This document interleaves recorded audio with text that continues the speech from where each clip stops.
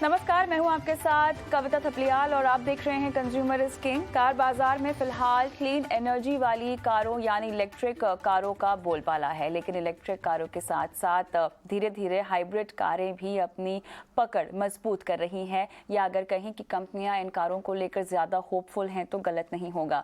हाल ही में जापानी कार निर्माता कंपनी होंडा कार्स ने अपनी hybrid sedan Honda city HEV को बाजार में उतारा है, और इसके अलावा और भी कई बड़ी कंपनियां हैं हाइब्रिड कार को लेकर कमर कस चुकी हैं। लेकिन इसके साथ ही एक बहस भी साथ में शुरू हो गई है कि क्या हाइब्रिड कार इलेक्ट्रिक कारों से बेहतर है। इस बारे में तसल्ली से विस्तार से बात करेंगे, लेकिन उससे पहले ये रिपोर्ट देख लीजिए।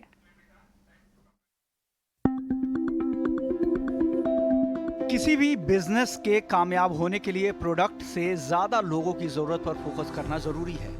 अपने प्रोडक्ट के जरिए लोगों की जरूरत पूरी करके ही कामयाब बिजनेस खड़ा किया जा सकता है, क्योंकि लोगों की जरूरतें वक्त के हिसाब से बदलती रहती हैं। इसलिए प्रोडक्ट में भी बदलाव होते रहना चाहिए। यही वजह है कि मारुति सुजुकी के चेयरमैन RC भार्गव लगातार सरकार से छोटी कारों के लिए आने वाली नई तकनीक को इंसेंटिवाइज करने की अपील कर रहे हैं। आपके मन में ये सवाल जरूर आ रहा होगा कि छोटी कारों को ही क्यों, जबकि हाल के दिनों में आम आदमी के बीच SUV और MPV कारों का क्रेज लगातार बढ़ रहा है। आंकड़े बता रहे हैं कि FY19 में छोटी कारों का जो बाजार करीब 26% था, वो FY22 में घटकर 10% रह गया है। 7.5 लाख रुपए से कम कीमत वाली कारों की मांग 60 से घटकर 43% हो चुकी है, जबकि महंगी SUVs की डिमांड लगातार बढ़ रही है। लेकिन माना जा रहा है कि देश में 200 मिलियन लोग जो फिलहाल टू व्हीलर की सवारी कर रहे हैं, वो खुद को कार में अपग्रेड करेंगे, जिससे एक बार फिर से छोटी कारों या 7.5 लाख से कम कीमत वाली कारों की डिमांड बढ़ेगी। ऐसे वक्त में जब भारत 2027 तक क्लीन मोबिलिटी के सपने को पूरा करना चाहता है, ऐसे में हमें तय करना होगा कि ये 200 मिलियन लोग अपनी पहली कार इंटरनल कंबस्शन इंजन वाली नहीं बल्कि इलेक्ट्रिक या हाइब्रिड कार खरीदें। लेकिन दिक्कत यह है कि पहली कार का सपना पूरा करने वाले लोग 12 लाख रुपए की इलेक्ट्रिक कार को शायद ही खरीद पाए। ऐसे में 4 लाख रुपए की कीमत वाली हाइब्रिड कार आम जनता और सरकार दोनों के सपनों को पूरा कर सकती है। और अगर सरकार हाइब्रिड कारों की कीमत को भी इलेक्ट्रिक कारों वाली सहूलियतें देती है तो इनकी कीमतों में और कमी आ सकती है। हालांकि हाइब्रिड कारों की कीमत इंटरनल कंबस्शन इंजन से अधिक है, लेकिन इलेक्ट्रिक व्हीकल्स की तुलना में ये काफी कम है। ऐसे में आम भारतीय के कार के सपनों को ये कारें आसानी से पूरा कर सकती हैं। सबसे बड़ी बात यह है कि इन कारों के लिए इलेक्ट्रिक कारों वाले चार्जिंग इंफ्रास्ट्रक्चर की जरूरत भी नहीं होगी। अब सवाल ये उठता है कि जब हाइब्रिड कारें हर लिहाज से बेहतर है, तो आखिर अब तक इन पर किसी का ध्यान क्यों नहीं गया? तो इसका जवाब है इन कारों को लेकर सरकार की नीति। जरूरी सरकारी नीतियों के अभाव में इन कारों को अभी तक वो पहचान नहीं मिल सकी जो इन्हें मिलनी चाहिए थी। लेकिन RC भार्गव साहब की मांग ने ये बहस जरूर तेज कर दी है कि आखिर EV और हाइब्रिड कारों में भारत के लिए बेहतर कौन है। ET नाउ स्वदेश। चलिए, तो आज अपने शो में इसी मुद्दे पर विस्तार से हम बात करेंगे। कंज्यूमर इज किंग में हम आज बात करने वाले हैं कि क्या आखिर हाइब्रिड कारें होती क्या हैं, हाइब्रिड और इलेक्ट्रिक कार में कौन सी ज़्यादा बेहतर है, इन कारों को अफोर्डेबल बनाने के लिए कौन से कदम उठाने की ज़रूरत है, कार कंपनियों की इन कारों को लेकर आखिर योजना क्या है। इन्हीं सभी सवालों के जवाब लेंगे हमारे आज के पैनलिस्टों से, और हमारे साथ खास मेहमान के तौर पे जुड़ रहे हैं former MD Nissan Motors India Arun Mahlotra, auto expert V Chattopadhyay, president Federation of Automobile Dealer Association Manish Raj Singhania, और साथ ही vice president marketing and sales Honda Cars India Kunal Bahl. आप सभी का स्वागत है हमारी इस बेहद खास पेशकश में। और चलिए कुणाल के पास मैं आऊँगी सबसे पहले, क्योंकि यहाँ पर अहम सवाल इनसे पूछना यहाँ पर बनता है, जो कि साफ तौर से कुणाल ये होगा कि ये मुझे बताएं कि आखिर ईवी के बारे में काफ़ी चर्चा हो रही है, लगातार हम देख रहे हैं, लेकिन अभी तक इसको लेकर अगर इंफ्रास्ट्रक्चर के लिहाज से हम देखें तो कुछ खास खड़ा नहीं हुआ है। बहुत सारी प्लानिंग हो रही है, बहुत सारा काम चल रहा है, लेकिन जिस तरह से हमें ज़रूरत है इसको सक्सेसफुल बनाने की, उसको लेकर इंफ्रास्ट्रक्चर अभी तक खड़ा नहीं हुआ है। और साफ तौर से सीधी सी बात है, देखिए आम आदमी के लिहाज से अगर देखा जाए तो ये फिलहाल थोड़ी सी महंगी बताई जा रही हैं।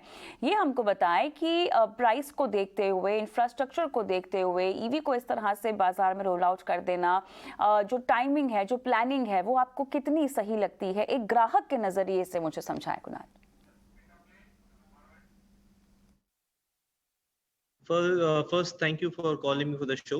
सो जैसा आपने कहा, कंज्यूमर सब लोग चाहते हैं कि वो जल्दी से जल्दी इलेक्ट्रिफाइड जर्नी की तरफ स्टेप ऑन करें, but with the current problems of infrastructure हमारे पास बहुत लिमिटेड ऑप्शंस हैं जहाँ पे अपनी आप गाड़ी चार्ज कर सकते हैं। सो ऑफ कोर्स आप घर पे तो अपनी गाड़ी चार्ज कर सकते हैं, बट आपको फॉर एग्जांपल दिल्ली से आगरा जाना है, दिल्ली से चंडीगढ़ जाना है, तो एक दिमाग में वरी फ्री रहता, आदमी हमेशा वरी रहती है कि मेरा रेंज कितना है गाड़ी का, क्या मैं नॉन स्टॉप गाड़ी को चार्ज किए बिना अपनी फैमिली के साथ जा पाऊंगा कि नहीं जा पाऊंगा।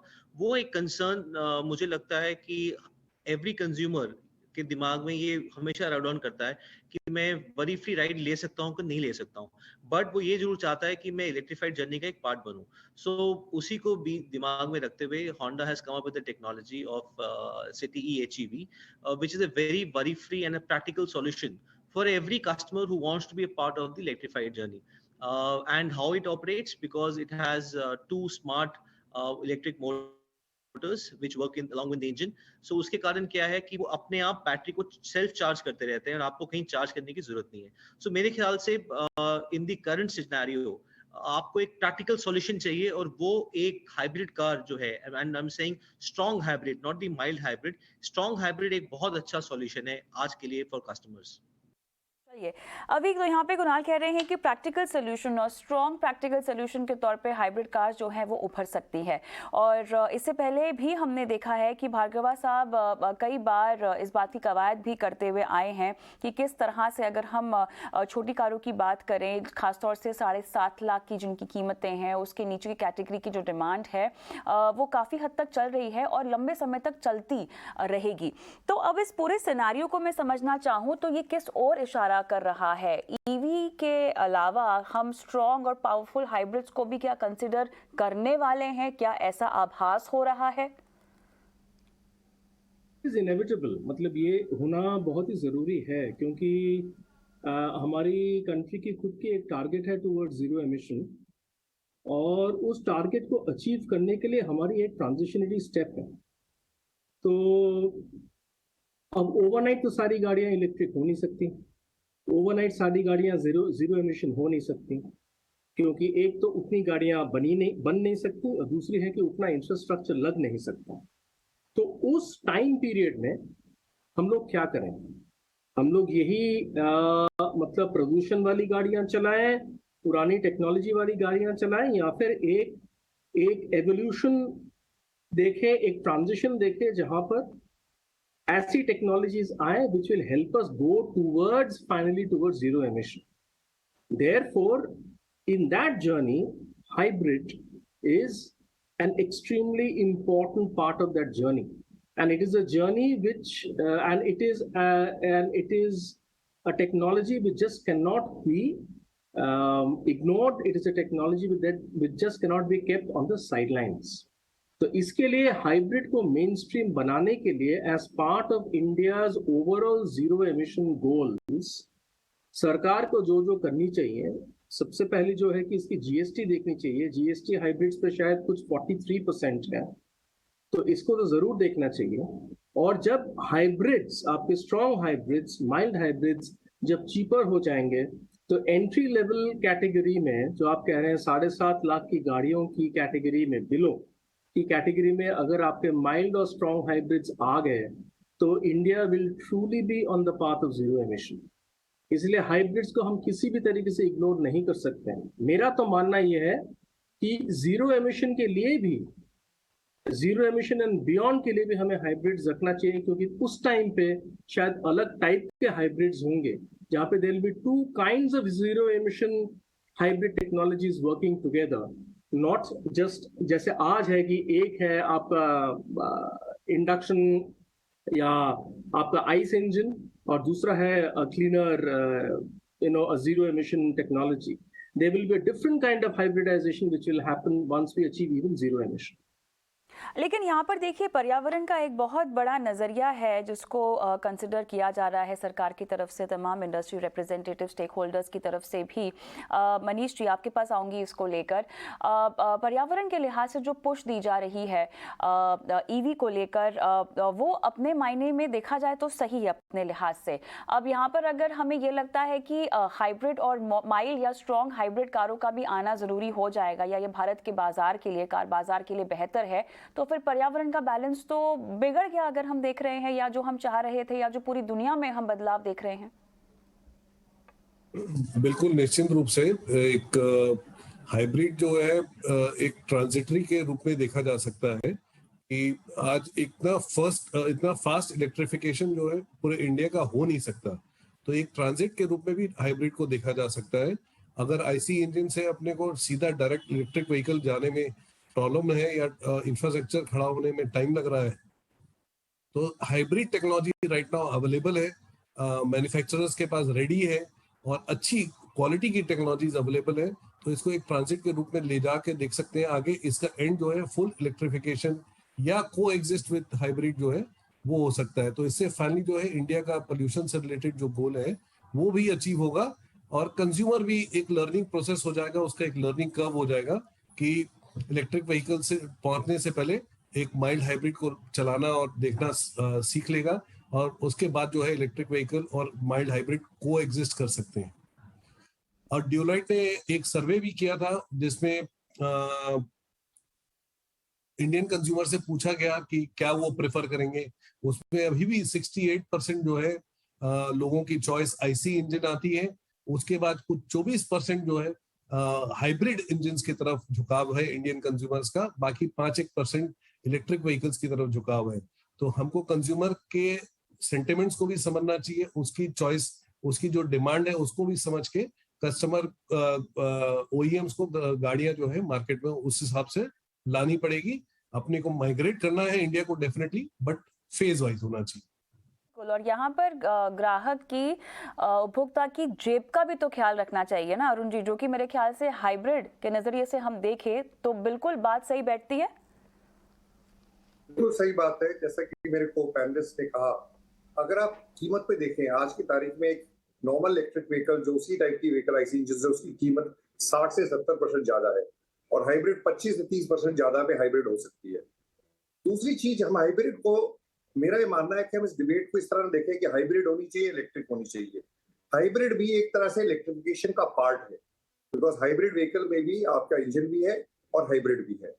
और हम देश में नजर डालें, कुछ लोगों का कहना है कि भाई अमेरिका में तो हाइब्रिड नहीं कर रहे, आप हिंदुस्तान में क्यों करना चाहते हैं। हिंदुस्तान की स्थिति काफी हद तक अलग है। एक तो जो हमारा मास मार्केट था, जो 5 लाख 6 लाख की गाड़ियों गिरता जा रहा है, और अगर उस पर हम कोई कन्वर्जन ना कर पाए, उस पर इलेक्ट्रिक कन्वर्जन करके कीमत बहुत ज्यादा होगी, तो हाइब्रिड एक पैसेज होता है जिसके थ्रू ये हो सकती है। दूसरी बात है, मेरा मानना यह है कि हाइब्रिड जब हम लाएंगे उससे इलेक्ट्रिक व्हीकल को फायदा होगा, क्योंकि जो इकोसिस्टम है बैटरी का, स्टार्टर मोटर्स का, इन सब आइटम्स का जो इकोसिस्टम क्रिएट होना है, जो वॉल्यूम क्रिएट होना है, जब हाइब्रिड आएगा तो उसके साथ ये टेक्नोलॉजी भी चलेगी जो कि इलेक्ट्रिकल व्हीकल को हेल्प करेगी। तो दोनों टेक्नोलॉजी को एग्जिस्ट करती है।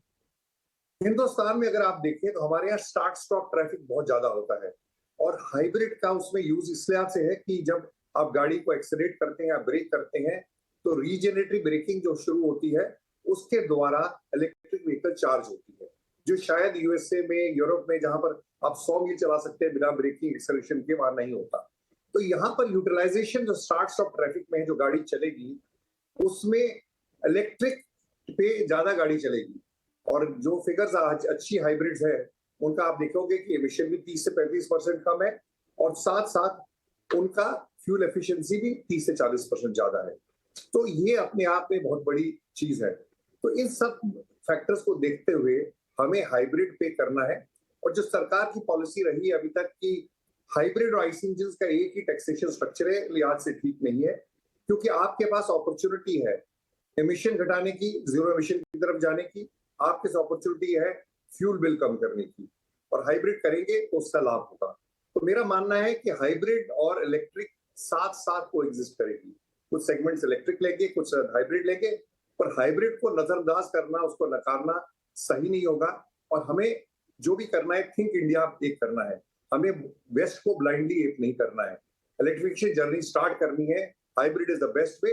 एंड हो सकता है जैसा कि को पैनलिस्ट ने कहा कि हाइब्रिड में कुछ इतने टेक्नोलॉजिकल एडवांसमेंट्स आ जाए कि जो इलेक्ट्रिक के आपके पास है वो हाइब्रिड में भी हो जाए।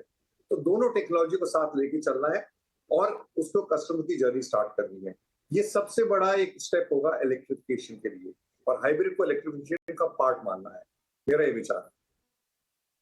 कुणाल जी के पास मैं जाऊंगी क्योंकि एक अहम सवाल टैक्स को लेकर हाइब्रिड कारों पर उठता है, जो कि शुरुआत में अविक ने भी उठाया। हाइब्रिड कारों को लेकर कुणाल जी बताएं कि बढ़ावा देने के लिए टैक्स में छूट और बाकी सरकारी सहायता कैसे मददगार हो सकती है, क्या व्यू है आपका? आपने बिल्कुल सही कहा। आज की डेट में जो इलेक्ट्रिक गाड़ी है, मैं आप सबको बताना चाहूंगा, उस पे जो टैक्स है वो 5% है, वेराज जो इलेक्ट्रिक हाइब्रिड गाड़ी है इस पे टैक्स 43% है। तो आप समझ सकते हैं कि टैक्स में बहुत बड़ा डिफरेंस है। थ्रू वेरियस रिप्रेजेंटेशंस ये मांग की गई है गवर्नमेंट को कि स्ट्रॉन्ग हाइब्रिड के लिए भी थोड़ा सा टैक्स रिलैक्सेशन हो। मुझे लगता है कि अगर इस टाइप का मूव गवर्नमेंट की तरफ से आए तो everybody who wants to be a part of the electrified journey will definitely get more move to this strong hybrid, जैसे क्योंकि मैंने कहा क्योंकि बहुत ही practical technology है। So but yes, it depends, जैसे ही गवर्नमेंट का ऐसा कोई पॉजिटिव डिसीजन आएगा, मेरे हिसाब से बहुत स्ट्रॉन्ग पुल आएगा टुवर्ड्स दी हाइब्रिड टेक्नोलॉजी। यही एक पॉइंट है जो कि काफ़ी बड़ा पुश दे सकती है। अभी इस पर हम विस्तार से जानकारी में लेना चाहती हूँ आपसे। देखिए, अगर हम रियायतों के लिहाज से देखें तो ईवी पर तो खूब सारी दी जा रही हैं, ठीक है, लेकिन कंज्यूमर के लिहाज से अगर हम समझें तो अभी भी कीमतें बहुत ज़्यादा ऊंची है। अब अगर यहीं पर हल्का सा पुश हाइब्रिड्स को मिल पाता है तो ये कितना बड़ा गेम चेंजर हो जाएगा? गेम चेंजर तो जरूर होगा ये। देखिए, कंज्यूमर जो है, कंज्यूमर का कितना कोरिलेशन है विद एमिशन, मैं वेरी फ्रैंकली नहीं जानता हूँ। मतलब I as an individual consumer क्या मैं बहुत कंसर्न्ड हूँ कि मेरी गाड़ी से इतना सा कार्बन मोनोऑक्साइड, इतना से नॉक्स और इतना से पार्टिकुलेट एमिशंस होते हैं? शायद मेट्रो सिटीज में हो सकते हैं। ये जो पूरा जो मूवमेंट है टुवर्ड जीरो एमिशन, ये एक रेगुलेटरी मूवमेंट है, क्योंकि ये चीज पूरे देश की जरूरत है। अब इस मूवमेंट में अगर सरकार अलग अलग टाइप्स के फैसिलिटीज और जिसको बोलते हैं फैसिलिटेशन नहीं करती है टुवर्ड द ट्रांजिशन, तो ये पूरी मूवमेंट वहीं पे बैठ सकती है। इसी वजह से हाइब्रिड गाड़ियों पे मतलब उनका दाम कम करना, विच स्पेसिफिकली मींस उनका जीएसटी कम करना बहुत ही जरूरी है। अब उसमें आप स्ट्रॉन्ग हाइब्रिड्स पे एक सर्टेन जीएसटी रखें, माइल्ड पे दूसरी एक जीएसटी रखें, लेकिन you can not equate a hybrid vehicle with a conventional internal combustion engine vehicle. ये तो वेरी फ्रैंकली होगी, मैं तो फ्रैंकली कह रहा हूँ, ये तो कुछ लॉबीज हैं एट वर्क। ये इलेक्ट्रिक व्हीकल मैन्युफैक्चरर्स की लॉबी है जिन्होंने गवर्नमेंट को बोला है कि हाइब्रिड गाड़ियों पे जीएसटी उतनी ही होनी चाहिए, या फिर शायद हाइब्रिड मैन्युफैक्चरर्स की लॉबी उतनी स्ट्रांग नहीं है जो गवर्नमेंट को कन्विंस नहीं कर पा रही है। It's a chicken and egg situation कि क्या होगा, सारे लोग इलेक्ट्रिक गाड़ियां खरीदेंगे उससे जीरो एमिशन आएगा, या लोग हाइब्रिडाइजेशन के रूट के थ्रू जाएंगे और उसी तरीके से correct evolution and transformation towards zero emission आएगा। मेरे ओपिनियन में it has to be the second route, because the electrification or the electric vehicle route is a more expensive route। अगर आपने इस कंट्री में मतलब द बेसिक व्हीकल मार्केट के numbers बढ़ाने हैं, हम लोग अभी भी इस देश में एक साल में 30 लाख गाड़ियां नहीं बेच पाते हैं। 1000 लोगों में 30 लोगों के पास भी गाड़ियां नहीं है। अगर उसको हमने किसी भी हद से बढ़ाना है तो गाड़ियों को ज्यादा अफोर्डेबल करना होगा, और कोई उपाय नहीं है। तो एक तरफ से हमें गाड़ियों को अफोर्डेबल करना होगा, दूसरी तरफ रेगुलेशन चाहती है कि एमिशंस कम हो। the only simple option out is hybrid गाड़ियों पे GST कम करें, make vehicles more affordable. It will allow people to experience hybrid and then finally experience zero emission mobility. अच्छा, इसके साथ साथ मनीष जी बढ़ावा तो देना ही चाहिए, लेकिन किन पॉकेट्स में रेगुलेशन के लिहाज से तो खैर सरकार देखे और इंडस्ट्री स्टेक होल्डर्स देखे, लेकिन अगर हाइब्रिड को लेकर ही मान लीजिए आगे बढ़ना है तो टियर 2 और टियर 3 टाउन्स ये कितने ज़्यादा इम्पोर्टेंट हो जाएंगे? क्या इनका मार्केट यहाँ पर ज़्यादा बड़ा होगा बड़े शहरों के मुकाबले? कैसे इसको आप पूरा मैप आउट होता हुआ देखते हैं? ये हाइब्रिड को पहले अफोर्डेबल बनाना पड़ेगा। एक आज 43 से 5% जीएसटी का ईवी और हाइब्रिड में डिफरेंस है। इसके अलावा इलेक्ट्रिक व्हीकल परचेज में सेंट्रल की भी कुछ सब्सिडीज रहती हैं, साथ ही काफी सारी स्टेट्स भी अलग अलग सब्सिडी उपलब्ध करा रही हैं, जिससे गाड़ी को अफोर्डेबल या अट्रैक्टिव एक ऑफर के रूप में देखा जा रहा है। वैसे ही अगर मैं नहीं बोलता कि और भी कोई सब्सिडी हाइब्रिड के लिए देना चाहिए, पर सिंपल अगर जीएसटी रिडक्शन करेंगे वो बहुत बड़ा सपोर्ट हो जाएगा प्राइस पॉइंट पे, एक अफोर्डेबल प्राइस पॉइंट पे आ जाएगा। भार्गव साहब ने भी जैसे बोला कि हाइब्रिड को हमको अफोर्डेबल बनाना, एक लगातार जो 5 लाख से नीचे वाला सेगमेंट जो है लगातार गिरते जा रहा है।